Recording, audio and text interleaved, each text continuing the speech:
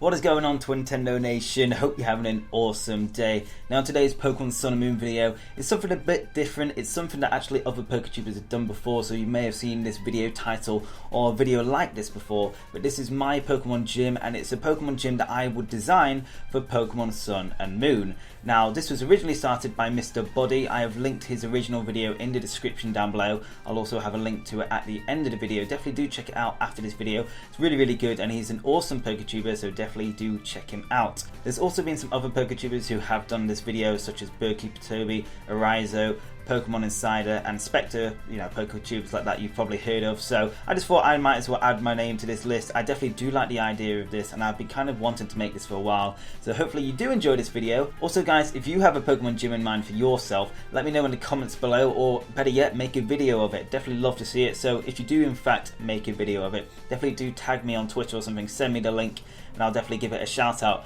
But without further ado guys, let's get into today's video. So first of all, let's just talk about what typing I've gone for my gym, and I'll explain why as we go along. So first off, I've chosen the fighting type, and it's kind of a weird type for me to choose because it's not my favourite. I'd say my favourite's definitely normal or water, but the reason I've gone for fighting type is because my gym will be based off football, or like soccer if you live in the America, but it's basically known as football everywhere else. So why have I chosen a football themed gym, you ask? Well, first of all, besides YouTubing and Pokemon, I'd say football is my biggest passion. I definitely do love it, and I actually basically wrote the script out saying how much I love football and all this stuff, but yeah, England lost last night to Iceland, who's a team that has more active volcanoes than professional footballers, and it's probably the most embarrassing loss ever. So I'm kind of at that point, do I love football anymore or not? So I mean, obviously I love football, but I'm kind of hurting as well at the same time, so I kind of wrote that script a bit prematurely, but it's just something I've been obsessed with. I'm English, most of us in England love football, and it's something I'd love to see them implement in Pokemon Sun and Moon. Now I know Hawaii's not like the football capital of the world or anything, and it's just a gym I design anywhere in the world regardless of where this game was set. But I digress. The reason I've chosen fighting type to represent a football gym is because I see fighting Pokemon as the most athletic and sporty Pokemon out there. Now, I would have probably chosen a normal type to represent my gym because it's probably my favourite typing of all time, but I think fighting type does it a bit better. Now, what is my gym going to look like? That is the big question. So I was kind of going over my head, what could a football gym look like? And the one I have gone for is quite a linear design. So you'll go into the entrance, and it's kind of similar to Roxanne's from Mega Ruby and Alpha Sapphire, if you do remember that. And I'm pretty sure Brock's is very similar. It's like the first gym. You step in, and it's just a straight walk to the gym leader. Now it's going to be a bit more difficult than that. It's going to be quite difficult to get past the gym trainers, and I'll explain why now. So first of all, as I said, it's a very linear walkway to the gym leader. However, there are 4 goals or 4 goalposts or nets, whatever you want to call them, blocking your way. Now the reason they're there is because the gym trainers, who obviously are the people you battle before the gym leader, are goalkeepers, and they're blocking your way, and what you have to do is score the perfect penalty to get past them. If you score the perfect penalty, you won't have to battle them, and the goal will split in 2, kind of similar to the World Cup 1994 opening ceremony, except it's going to be much less awkward because the ball's actually going to go in, and it's not going to look absolutely ridiculous in front of millions of people. So hopefully you'll do a better job than Diana Ross did back in '94. So how are you going to score a penalty to advance to the next goal?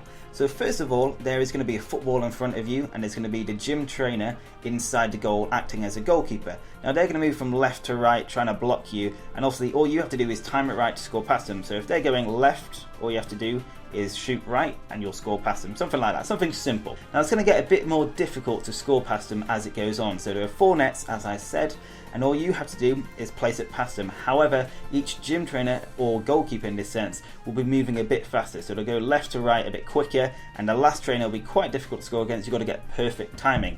However, if you do want to bypass all the trainers, because in most gyms you can do that, there's going to be one helpful tip. So as you guys know, there's normally a person at the entrance of every single gym, often known as the gym guide. They normally give you hints and tips of how to take on the gym leader. So in this case, they're going to say something very interesting, and this is in fact that the move strength is very useful when used inside this gym. So as you guys know, strength is a HM, and you can use it to obviously move objects that you normally couldn't before. So if you do use strength in this gym, no matter where you place your penalty, they will burst in there and basically let you go through. You'll basically score every goal. You're going to be that good. So your Pokemon's going to helpfully assist you without them really knowing. You're going to have a really powerful shot, and basically score a lot of goals. So get to the gym leader very, very quickly.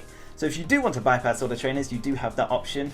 And if you just want to burst the trainers, obviously you either have your penalty saved by them because they actually do a good job, or you can actually, I guess, miss on purpose, shoot it the way they're at the moment, and you'll have a battle, which, to be honest, I normally don't skip the battles. I normally like versing the trainers because it's really good experience for start, and it actually does help you when you do verse the gym leader. So I'd say it's obviously, there's best of both worlds. You can skip through it if you want, but you can also get the experience by just having a bit of fun. It's kind of like a mini game in a sense. So I'm thinking this gym will probably be the 6th one along. Probably going to have some tough Pokemon, some Pokemon you've never really encountered yet. And obviously, when the Pokemon Sun and Moon games do come out, obviously I will probably change the Pokemon on this list because we don't know any of the fighting types yet. But I've chosen some old school Pokemon for the gym trainers to have. So first of all, we have Primeape, Machoke, Medicham, Hitmontop, and Heracross. Some really, really good Pokemon. They're going to be quite tough. They're going to be around level 35, and they're going to be some tough Pokemon for you to battle. Now, after you get past all the gym trainers, you're going to be fighting me. And as you can see, I'm not very intimidating. I'm probably just the scrawniest fighting type gym leader ever, but I'll probably be doing something daft like kicking footballs around, such as this one. This is the only one I could find, but I'll be kicking a football around, probably like a Pokeball shaped one. Well, not shaped one, because Pokeballs are spherical. I mean a Pokeball designed one. That is some good thinking on the spot there, James. So, what will I be doing? Well, I'll be in front of, like, instead of like a goal, I'll be in front of my trophies, which, my imaginary trophies, let me go find one. Now, I actually did find a trophy, so this imaginary trophy case actually has at least one thing in it, and I actually got cup runners up at my primary school in 2006. That's a long time ago, and it may just be a block of wood with a piece of paper glued onto it, and it may be missing the football player who was supposed to be on this. As you guys can tell, I really take care of my stuff.